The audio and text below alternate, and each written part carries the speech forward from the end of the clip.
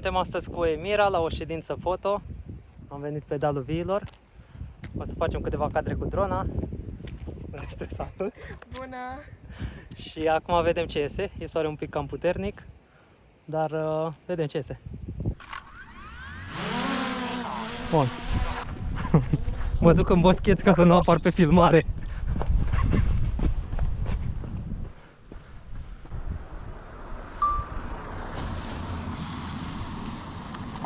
Da, o să mi se umple motorul de praf.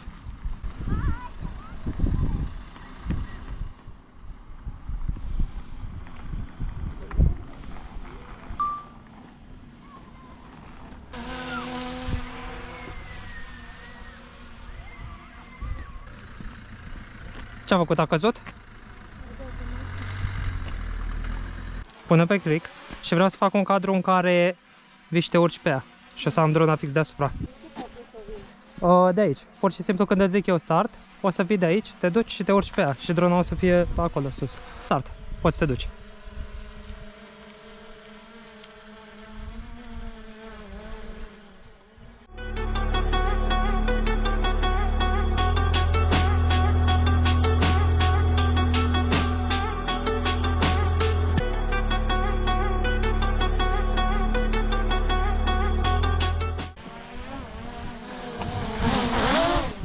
A fugit, puteți.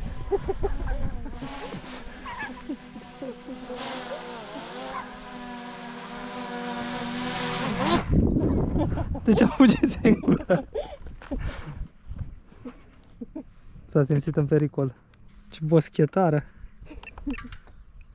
Mai vede ea curent. Spun GoPro aici, să te filmeze pe tine. O să-ți dau un șervețel să-ți curețe aia, că se vede că ai omorât toți țânțarii și toate muștele până aici. Și o să facem acolo jos poze, la Casa Iordache, acolo la intrare. Trebuie să-și ia șapca. Altă viață. Hai că dă bine.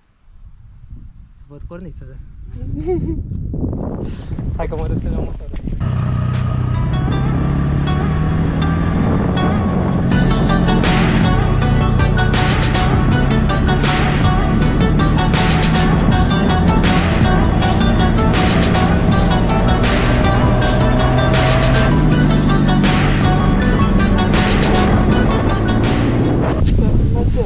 Cum? Ți-a filmat cerul. Da. O să am cadre cu cerul.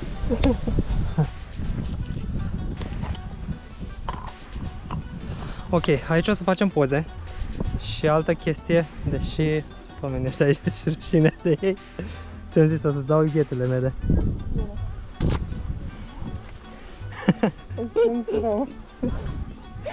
Ține-te de nas. Știi că astea ale mele, șosetele, o să se distrugă complet, că na, o să le pun pe asfalt. Și o să pedalez un pic pe asfalt cu ele. Deja a devenit un obicei să-mi îmbrac modelul la poze cu hainele mele cu... și eu să rămân desculț. Hai că-ți vin bine, ai zis că porți 39-40, eu port 41.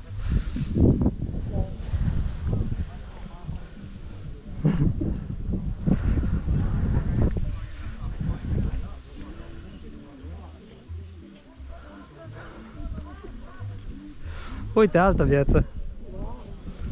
Se și asortează negru cu roșu.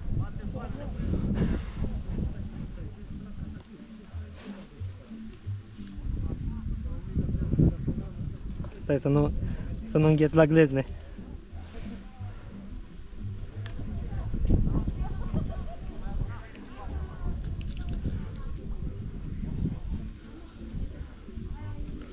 Poți să nu te mai faci la șireturi, că nu te împiedici, nu cazi. Altă viață. Ia uite ce bine arăți acum. Bun, o să luăm idei de pe Instagram. Am multe salvate pentru că nu reinventez eu roata. Uite, poza asta putem să facem că tot e lac în spate.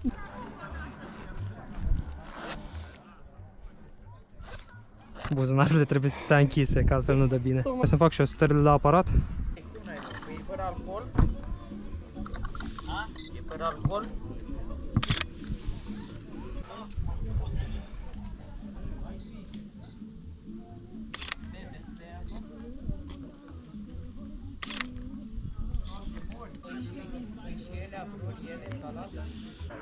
Uite ce fain este. Aha, e mișto. Da, e mișto.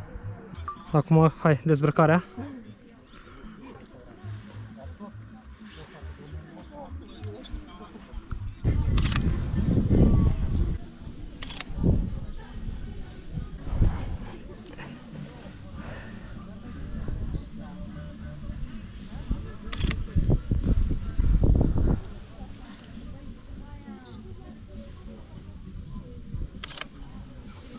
Dar încearcă să stai cumva dreaptă. Da, așa. Perfect. Vreau să facem același poze, dar să stai invers.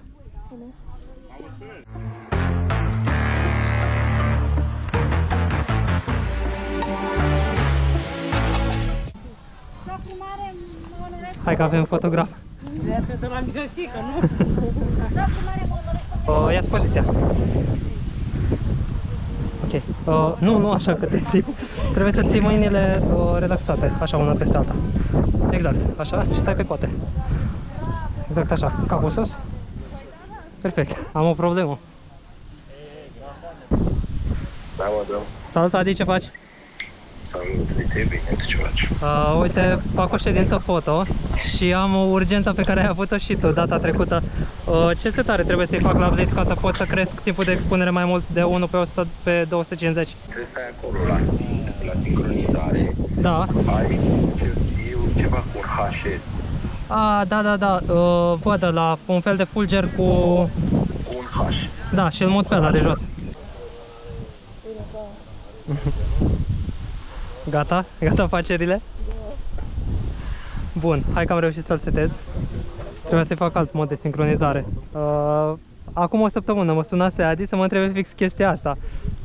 Și eu de unde să știu că eu atunci primisem Blitz-ul. Face sperând. Da, și a descoperit el cum se face și acum l-am sunat să-mi zică ia-ți poziția și facem, apoi nu mai sunt nici oameni în fundală și ar trebui să iasă ce trebuie.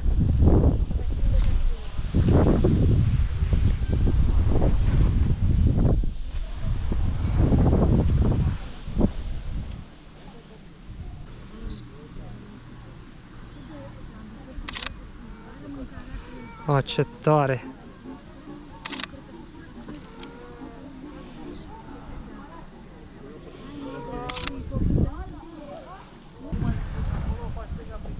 De aici mi-l dă jos vântul.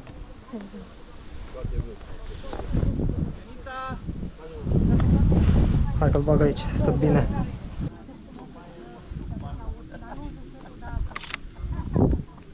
Stai cu coatele așa, exact așa, dar trebuie să-ți arcui spatele mult și să tragi fundul mai în spate. Așa, și să te uiți, ia, uite în jos.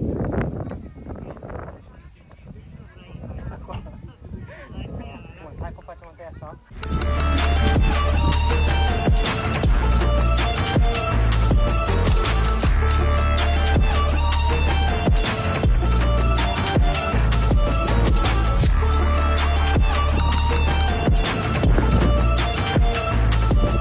Cineva face mușchi. Perfect, ia, lasă-l acolo să văd din ce direcție îți fac pozele. No, deci este genial aici, genial. Hai să facem tot pozele alea. Hai. Adică aceeași poziție, trebuie să vii să stai aici. Deci fix aici.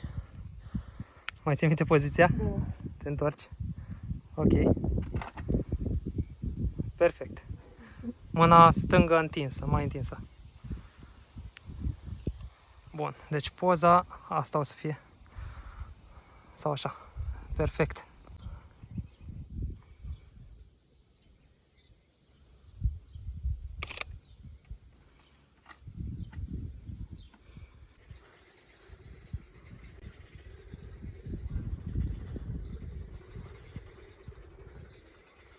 Ce fac eu acum se numește recompunere. În continuare o să facem poze cu drona. Normal. Și trebuie să formez o inimioară cu mâinile. Da, exact așa, dar în sus, că o să fie drona acolo sus.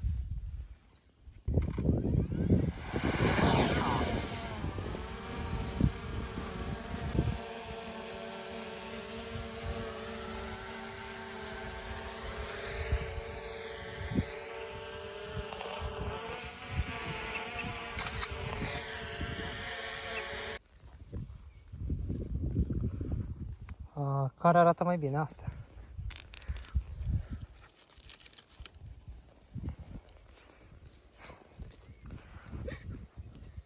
Păi nu-ți fac eu cadou un buchet de flori furat. Furate. Da, da, da.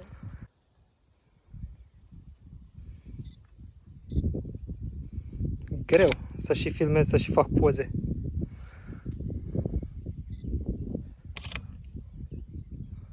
Să fac câteva close-up-uri și după mai de departe.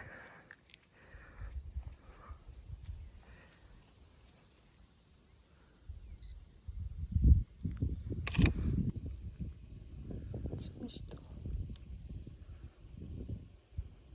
Tu acum să nu zici pentru filmare ce mișto. Nu, dar chiar sunt mișto.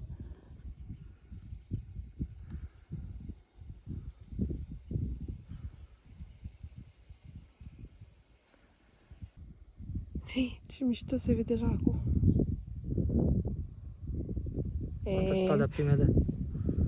Aici erau oamenii mulți și de obicei când sunt oameni și faci o ședință foto, ești mult mai, adică ca și model, ești mai crispat, mai, nu poți fi natural. Vreau să mai editez. Dacă vrei, eu pot să te editez, pot să-ți fac fundul mai mare, pot să-ți fac sâni, cum vrei. Pot să fac talia mai subțire. Cum vrei, așa te fac, te tunez. Special. Vorbim. Dar mă mir că nu claxonează nimeni, că de regulă când fac poze, mai ales dacă e o fată, toată lumea claxonează. Da, e bine. Da, trebuie să vină soarele, tu să ai capul aici, să vină soarele cumva printre. Da. Și e un efect fain rău de iese de acolo. Hai să facem. Fugi. Tu vrei să faci poza lângă motor, nu? Da. Mi-ai stricat feng shui-ul. Hai că o facem așa. Hai că văd ce a ieșit. Abia de acum, deci abia de acum avem ce trebuie ca lumină.